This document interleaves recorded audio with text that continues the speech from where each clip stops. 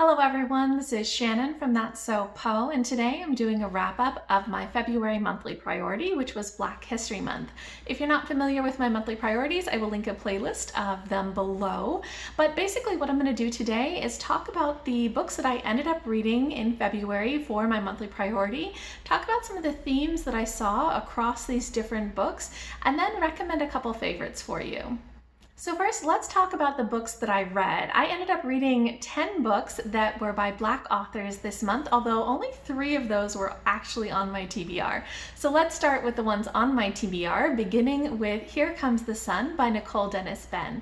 I buddy read this with Madelyn MadeWithBooks, who I will link below, and I had such a good time reading this together with her. It is a very beautiful, very powerful, but very heavy historical literary fiction set in the 1990s in Jamaica, following a queer woman who has to do sex work on the side of her regular hotel job to earn enough money to send her sister to a very elite private school and try to save up for a better future. And she's faced with a lot of very tough choices.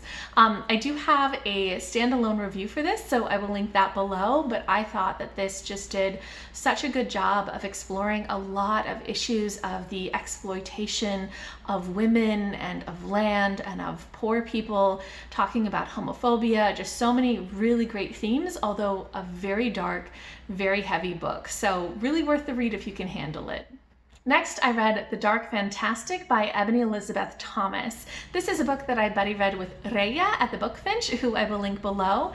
And we also just had such a good time discussing this. And this book is nonfiction, very academic essays, doing sort of literary analysis of books and media that feature magic Black girls and kind of looking at the cycles of violence that these characters are put through that mirror the power structures in the real world, and arguing for an end to that, sort of an emancipation of magic Black girls and giving them the centering that they deserve in their stories and allowing Black readers to have their heroes represent them. So really great content in this, but it is very dense and academic and rather dry. So if you're into that kind of more academic nonfiction, this could work for you. And I think it has a lot of very good theory and ideas.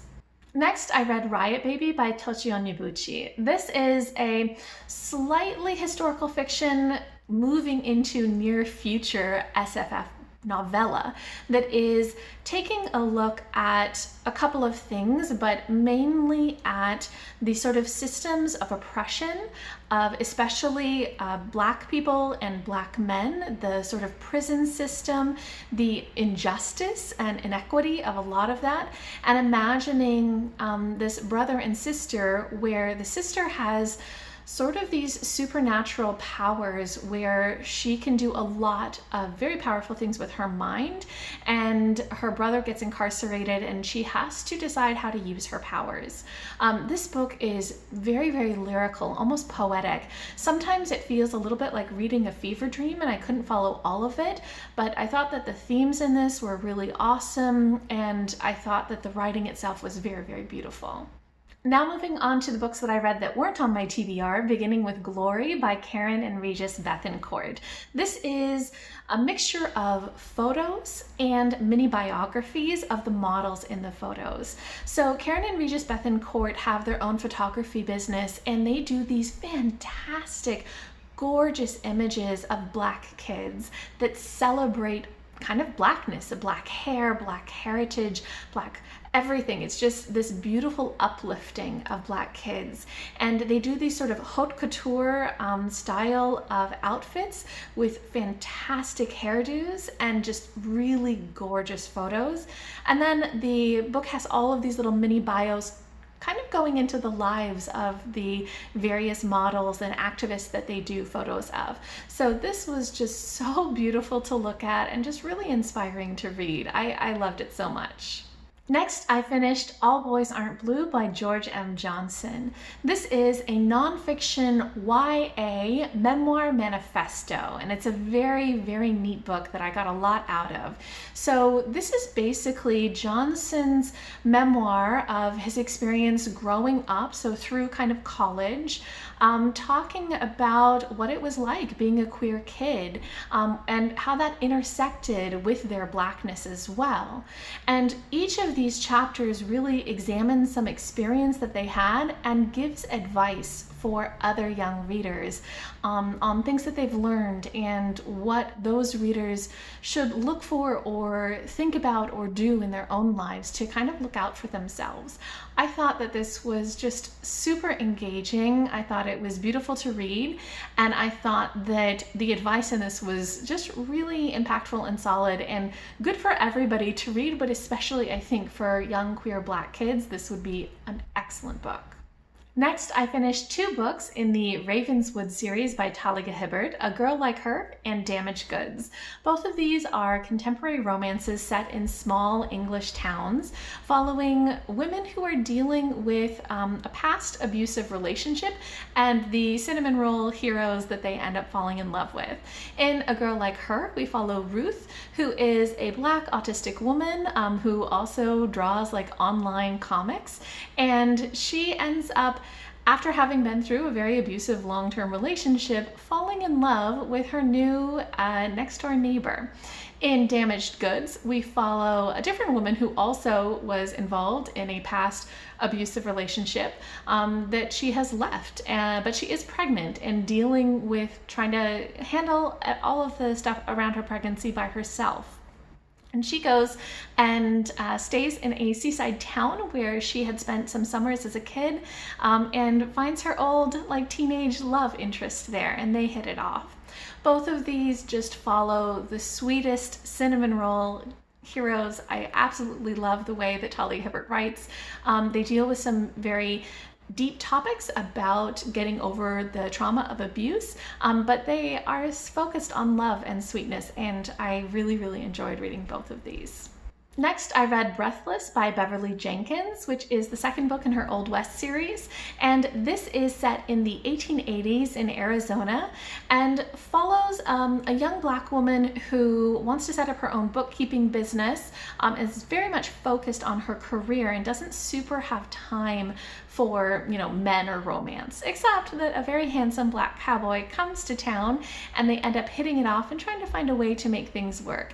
The history in this was awesome, just talking about a lot of like the Black suffragette movement, talking about a lot of the issues of how to start a business, and some of the racism that goes around being a Black business owner. Lots of other things just about the politics of the time. Loved the history in this. The romance was okay, but I just really thoroughly enjoyed all of the history and had a good time with this book. Next, I finished The Tradition by Jericho Brown. This is a poetry collection that is all about being Black and queer and HIV positive. It's got a lot in it that is very political, but also a lot that is very personal. Things like overcoming trauma and overcoming the treatment of just Black people in the US, and there's a lot of emotion in this. Quite a bit of it went over my head, but the parts that I understood I liked quite a lot. And lastly, I finished Tristan Strong Punches a Hole in the Sky by Kwame Mbalia. This is part of the Rick Riordan Presents line. It is a middle grade portal fantasy about a Black boy who ends up, kind of through some various circumstances, punching a hole into another portal world, which is filled with African American and West African folktales, so things like John Henry and Anansi the Spider, and he has to figure out how to fix that hole because it's causing a lot of problems. This was filled with so much great myth and really, like all great middle grade, dealing with some personal growth and issues, talking about the importance of history and stories in communities, all sorts of excellent things. It had a lot of action, maybe too much action for my taste, but was just such a fun ride. Okay, so those are all of the books that I read in February. Now I want to move on to talking about some of the themes that I noticed. Starting with trauma. Trauma was definitely a big theme across a lot of these different stories. In Here Comes the Sun, there is a lot of trauma that the women in this story are dealing with, especially kind of generational trauma that mothers are passing on to daughters in the way that they were abused and then abusing or allowing their daughters to be abused. So that's a big theme in that story. Also in the Talia Hibbert books, A Girl Like Her and Damaged Goods, both of the women are dealing with past abusive relationships, and a lot of the romance is about how they overcome that trauma in order to start a new healthy relationship. In the tradition, a lot of the poems are working through different aspects of trauma. So this was something that happened in quite a few of the stories. Another theme that I noticed that was much more uplifting was that of self-acceptance. Even though there is a lot of trauma in these stories, many of them also really focused on accepting yourself and embracing who you are. So in Glory, the photo book, all of that is about celebrating and embracing and accepting Black beauty. In All Boys Aren't Blue, George M. Johnson has this entire memoir manifesto talking about how to accept who you are and how to embrace yourself and really love who you are. In Breathless, a lot of that is about the main heroine getting to pursue her dreams while also finding a way to get the people around her to accept her and go along with what she wants to do, and finding a romantic interest who also can accept her for who she is. In both of the Talia Hibbert books, A Girl Like Her and Damaged Goods, both of them are working past that trauma to accept themselves and find value in themselves so that they can move on to healthy relationships. And the last theme I want to talk about is the importance of stories. This was such a strong theme in especially two books. So in Tristan Strong Punches a Hole in the Sky, the entire book really revolves around storytelling. A lot of the book is about the importance of remembering the stories of your community and of being a storyteller, of passing on those stories, and about the strength that stories have. In The Dark Fantastic, it's a nonfiction analyzing the importance and the impact that fantasy stories have on people, and especially on Black girls. And I loved the way that it talked about how meaningful these stories can be and how important it is that Black girls see themselves represented as the center of those stories, and how harmful it is when they're sidelined or, treated in a very negative way in these stories. So I loved that focus on the importance of storytelling itself. So now I want to go ahead and recommend my top 3 books from this month in case you don't have time to read all of the books that I've mentioned. Here are the 3 that I'd really recommend you try to pick up. The first is Glory by Kahran and Regis Bethencourt. I thought that this book was just absolutely gorgeous. I really love the photography that they had, and I found all of the different mini bios of the models to be just very inspirational. It is a quick read. It's just absolutely beautiful, so wonderful to look at as well as to read. Such an uplifting book. Next, I'd like to recommend All Boys Aren't Blue by George M. Johnson. I thought that this was just such a beautiful memoir manifesto. I thought that it was so wonderful learning about George M. Johnson's life and understanding sort of the issues that they've gone through and the wisdom that they have gained. I thought that the manifesto part of this was wonderful. Just all of the advice was really powerful and meaningful and uplifting, and I think it's well worth the read. And lastly, I'd like to recommend Here Comes the Sun by Nicole Dennis-Benn. I do have a standalone review for this, again, which I will link below. Unlike the other 2, which are very uplifting, this is a very dark book. It is very, very heavy, includes a lot of content warnings. My review, I talk about them, and it is still something that I found so worthwhile. I was thoroughly engaged in this, and I liked a lot of what this book was saying about the exploitation of people and about the ways that that kind of trauma is perpetuated. So I got a lot out of the story, even though it was a very heavy one. Okay, so that wraps up my February monthly priority. If you guys have read any of these books, if you have any thoughts, if you read stuff for Black History Month, if you noticed any themes in your reading, if you have any recommendations for me, anything at all, just go ahead and leave me a comment down below.